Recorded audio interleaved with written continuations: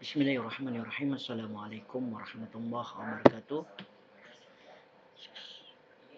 Ketemu kembali dengan saya Kamaruzaman di mata kuliah bimbingan dan konseling atau dasar-dasar bimbingan dan konseling. Hari ini kita akan masuk dengan salah satu materi yang lebih dalam lagi tentang bimbingan dan konseling, yaitu ruang lingkup bimbingan dan konseling, ranah kerja dalam bimbingan dan konseling. Mesti kita tahu bahwa bimbingan dan konseling terintegrasi dalam struktur pendidikan, struktur pelaksanaan pendidikan.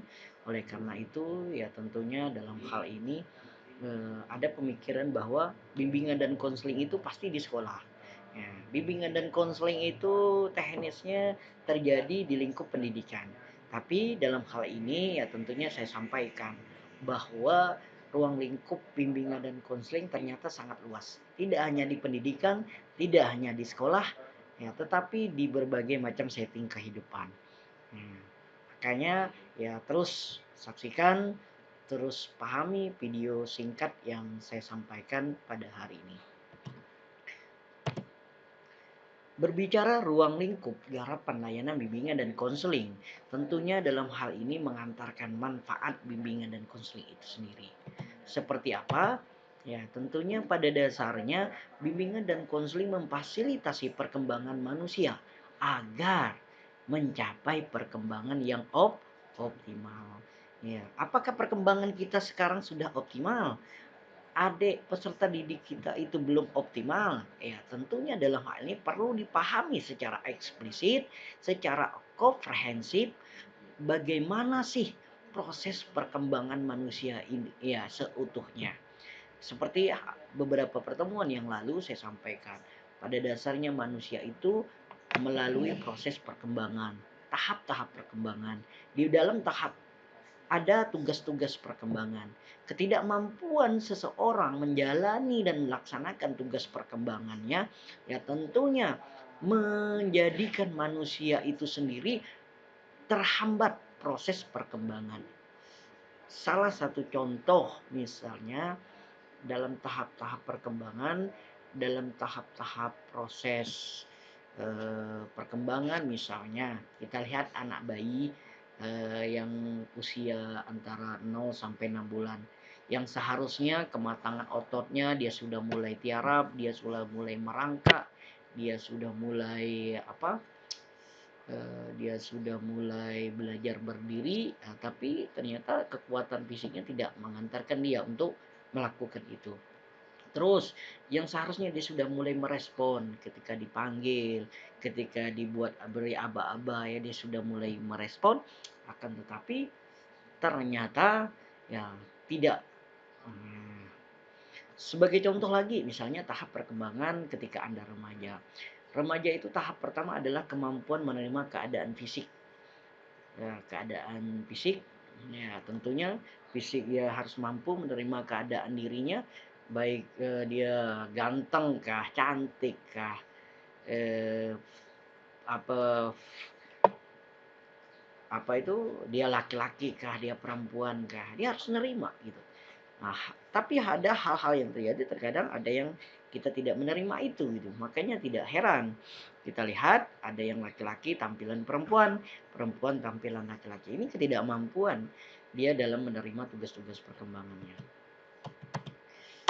Oke, baik. Oleh karena itu pelayanan tidak hanya di sekolah tapi juga di luar sekolah. Jadi sudah saya sampaikan ya ruang lingkup bimbingan dan konseling.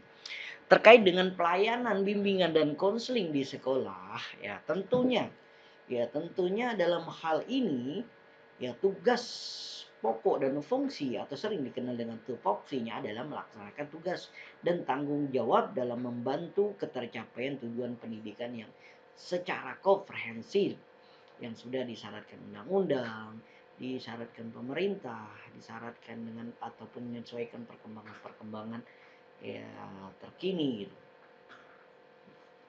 Terus selanjutnya dalam hal ini ya tentunya keberadaan bimbingan dan konseling itu sendiri membantu keterlaksanaan, membantu ketercapaian tujuan pendidikan secara komprehensif. Ya, yang kedua, pelayanan bimbingan dan konseling di luar sekolah. Nah, jadi pelayanan bimbingan di sekolah ya tentunya dalam hal membantu ketercapaian tujuan pendidikan baik dari aspek akademiknya, aspek pribadi, sosial, belajar. Ya, jadi guru BK membantu ketercapaian tujuan pendidikan baik ditinjau dari aspek akademik, aspek non akademik ataupun aspek-aspek yang lain. Sedangkan pelayanan bimbingan dan konseling di luar sekolah ataupun di setting luar sekolah, yang pertama adalah bimbingan dan konseling keluarga atau sering dikenal dengan BK keluarga. Nah, ternyata ada namanya BK keluarga, bagaimana konseling keluarga, membina keharmonisan keluarga agar keluarganya bisa sakinah, keluarganya menuju mawaddah warahmah, ya, harmonis antara keluarga, saling memahami, saling menghargai, saling memahami tugas fungsinya gitu. Nah, ada konseling keluarga. Biasanya konseling keluarga ini memang ada di luar sana praktek-praktek ketika seandainya keluarga-keluarga membutuhkan konsultasi dan sebagainya. Selain bimbingan konseling keluarga, yang kedua bimbingan konseling dalam lingkup yang lebih luas. Misalnya bimbingan terkait dengan konseling di perusahaan, konseling organisasi di masyarakat, atau konseling panti asuhan, konseling panti jompo, ataupun ada konseling di rumah yatim piatu, rumah sakit. Ternyata rumah sakit saja ada konselingnya, teman-teman. Kalian kalau seandainya ke puskesmas ada ruang konseling gitu. Nah, cuma selama ini memang masih ditangani oleh ya petugas rumah sakit. Seharusnya ya harus ahli konseling, ahli konselor. Misalnya terkait dengan konseling eh, kepada ataupun setiap individu yang diponis tentang sakitnya, terkait dengan bagaimana memberikan semangat, motivasi agar dia bisa sembuh. Nah, itu kan perlu di konseling. Terus rumah rehabilitasi. Nah, ada konselor adiksi, konselor narkoba, ataupun konselor terhadap anak berkebutuhan khusus, autis center misalnya, dan bidang-bidang lainnya yang membutuhkan konselor. Bisa di perusahaan juga biasa kadang-kadang memang dibutuhkan oleh seorang konselor ya, yang dimana untuk menyemangatkan tim kerja, network, untuk ya memberikan support, motivasi agar bagaimana produksi perusahaan lebih maksimal dan sebagainya. Ya. Konseling misalnya ada konseling di perusahaan. Ya, tadi bagaimana seorang konselor memberikan pandangan, memberikan motivasi, ya bagaimana menjembatani antara karyawan dengan satu dengan yang lain seandainya timbul konflik yang nantinya berpengaruh terhadap hasil produksi, berpengaruh terhadap tim kerja, berpengaruh tentang hubungan sosial di lingkungan perusahaan tersebut. Ya, ini perlu butuhkan konselor. Terus konseling di panti jompo ini tidak heran memberikan penguatan. Kemarin kita juga kerjasama dengan BKKBN dan namanya program lansia yang memberikan support dukungan kepada lansia. Lansia ini kan harus diberikan ya support juga sih sebenarnya. Meskipun mereka dah tua tapi tidak menutup kemungkinan di hari-hari tua mereka ada problem yang tidak selesai. Misalnya ternyata kita lihat di panti-panti jompo ya, itu setelah dipahami, didalami, banyak orang tua itu ditinggalkan anaknya gitu. Dia sedih. Ya, padahal anaknya banyak, tapi dia di usia tua dia dititipkan di panti jompo. Ini kan perlu diberikan penguatan bagaimana dia bisa hidup optimis menjalani sisa-sisa umurnya gitu kan. Nah, iya, karena ya kita tidak tahu umur itu bisa makin panjang. Bagaimana seharusnya dia mengisi kegiatan-kegiatan Tuhannya dengan penuh optimis, dengan penuh kebahagiaan dan sebagainya. Itu konseling di panti jompo. Ya, sementara kita lihat banyak orang tua yang dia dititipkan anaknya, disepelekan, di tidak dihargai, ya, yang seharusnya anaknya mengabdi kepada orang tuanya, tapi tidak, sekarang ternyata tidak sama sekali diperhatikan. Konselor rumah sakit, nah ini konselor rumah sakit, ada konseling gigi, konseling sanitasi, ya, konseling yang lain. Ya, konselor rumah sakit intinya adalah bagaimana memberikan penguatan, berikan motivasi untuk kesembuhan bagi yang menderita penyakit.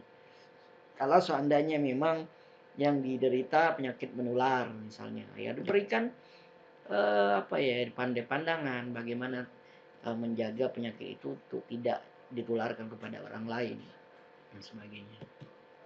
Konselor adiksi yaitu konselor narkoba, ya kita juga di bimbingan konseling ada kerjasama dengan wisma rehabilitasi narkoba, di mana ya bisa kita praktek di sana terkait dengan memberikan penyembuhan kepada para pecandu. Ya, ini namanya konselor adiksi. Ya. Selanjutnya konselor anak berkebutuhan khusus. Ya, ini ADHD, ya, anak-anak yang memang luar biasa, diberikan kelebihan. Ya, jadi juga ada, kita juga biasanya praktek dia kayak di autis center dan sebagainya. Jadi itu ruang lingkup bimbingan dan konseling, banyak sekali lingkup-lingkup ruang kerja dalam bimbingan dan konseling yang bisa dikembangkan, yang bisa diimplementasikan. Ya, mungkin sekian pertemuan singkat terkait dengan ruang lingkup bimbingan dan konseling ini. Sampai ketemu di video selanjutnya. Pahami ini, silakan baca bukunya kembali terkait dengan ini, update materinya di berbagai macam sumber, ya, untuk pengetahuan Anda. Selamat belajar, fokus terhadap pengembangan diri Anda meskipun ya kita masih pandemi dalam situasi yang masih kurang menyenangkan, tapi tidak masalah. Kehidupan selalu berjalan, ya, hari demi hari, bulan berganti bulan, tahun berganti tahun. Sementara ya kita juga harus mengisi kehidupan kita untuk menjadi orang yang lebih baik. Sekian, saya akhiri. Wabillahi taufiq wal hidayah. Wassalamualaikum warahmatullahi wabarakatuh.